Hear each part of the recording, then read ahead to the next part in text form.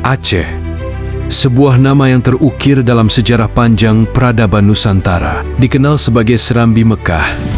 Tanah ini juga menyimpan kekayaan alam yang melimpah ruah. Dari perut buminya yang menyimpan mineral berharga, hingga lautan luas yang menghidupi jutaan jiwa. Namun, di balik kemegahan lanskapnya, tersimpan sebuah pertanyaan fundamental. Siapakah pemilik sesungguhnya dari kekayaan ini, dan bagaimana dinamika global mengubah wajah kedaulatan lokal? Selama ini, kita sering mendengar tentang penguasaan asing atas sumber daya alam di berbagai belahan dunia, tak terkecuali di negeri kita. Namun, apakah narasi ini sepenuhnya benar di Aceh? Dalam dokumenter ini, kita akan menelusuri 3 titik fokus vital yang kerap disebut-sebut untuk mengungkap kompleksitas di balik kepemilikan dan pengelolaan sumber daya alam Aceh. Ini bukan sekadar cerita tentang tambang atau minyak, tapi tentang pertarungan kedaulatan, martabat, dan masa depan.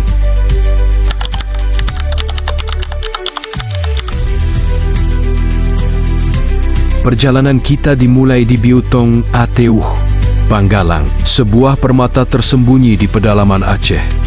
Wilayah ini dikenal memiliki potensi emas yang sangat signifikan, memicu minat besar dari berbagai pihak.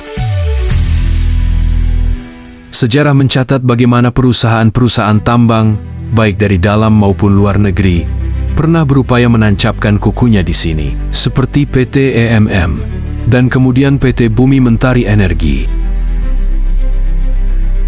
Namun, apa yang membuat Bu Utong berbeda adalah gelombang penolakan tegas dan konsisten dari masyarakat lokal. Mereka tidak gentar menghadapi tekanan, berpegang teguh pada adat dan keyakinan bahwa sumber daya ini adalah milik bersama untuk anak cucu. Aksi-aksi protes hingga upaya hukum menjadi bukti nyata perjuangan mereka. Ini bukan sekadar penolakan buta, melainkan sebuah pernyataan kedaulatan atas hak untuk menentukan nasib lingkungan dan masa depan komunitas mereka.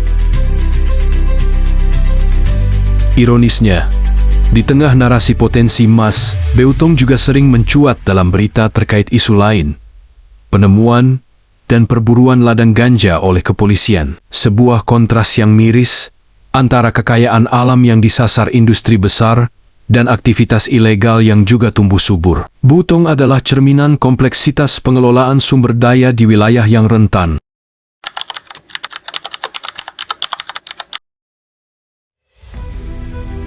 Berpindah ke pesisir, kita temukan Arun Lok Semawe. Dulunya, Arun adalah ladang gas raksasa yang menjadi tulang punggung ekonomi nasional, dikelola oleh perusahaan multinasional seperti ExxonMobil.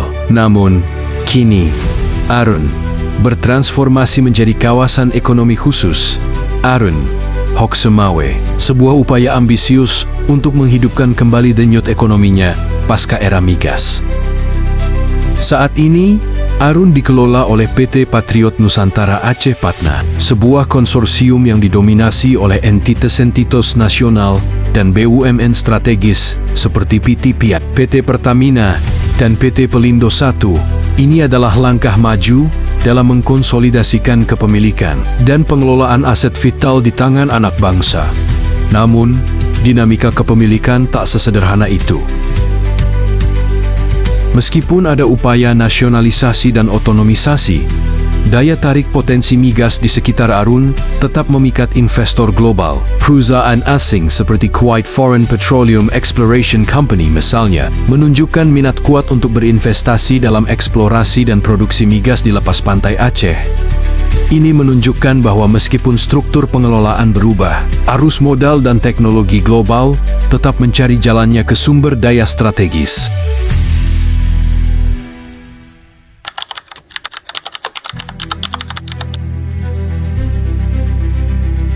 Titik ketiga dalam penelusuran kita membawa kita pada sebuah dilema yang berbeda. Ini adalah Ladia Galaska. Namun, perlu dipertegas, Ladia Galaska bukanlah zona sumber daya alam dalam pengertian konvensional, melainkan sebuah proyek pembangunan jaringan jalan yang ambisius, melintasi jantung alam Aceh.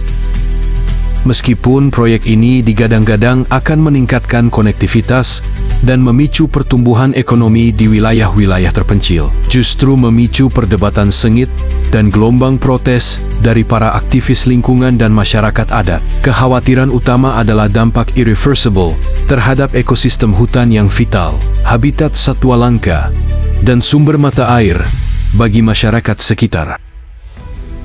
Ladia Galaska menjadi simbol universal tentang tarik ulur antara ambisi pembangunan dan keharusan menjaga kelestarian alam. Ini adalah pertanyaan tentang prioritas. Apakah kita akan mengorbankan warisan alam yang tak ternilai demi infrastruktur atau mencari jalan tengah yang harmonis? Di balik setiap keputusan pembangunan, ada konsekuensi yang harus dipertanggungjawabkan.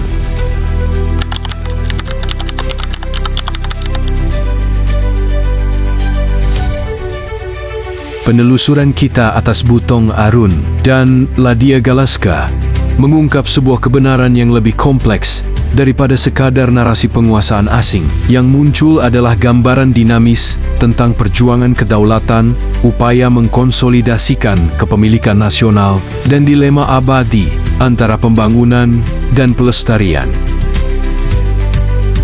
Masyarakat Aceh di Biutong telah membuktikan kekuatan suara kolektif dalam melindungi tanah mereka. Di Arun, ada upaya serius untuk mengelola aset strategis oleh anak bangsa, meskipun tantangan kepemilikan penuh masih ada. Dan Ladia Galaska menjadi pengingat pahit tentang pentingnya keseimbangan antara kemajuan dan keberlanjutan lingkungan.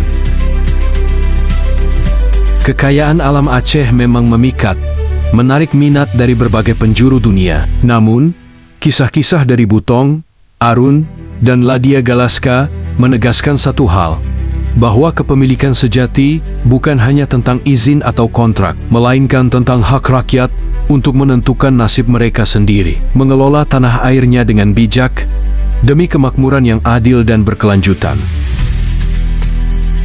Ini adalah panggilan untuk merenung, bagaimana kita dapat memastikan bahwa kekayaan alam Aceh yang dianugerahkan oleh Tuhan benar-benar menjadi berkah bagi seluruh rakyatnya, dan bukan hanya bagi segelintir pihak, baik dari dalam maupun luar negeri. Pertanyaan ini akan terus menggema di setiap sudut tanah Aceh, menanti jawaban dari generasi penerus.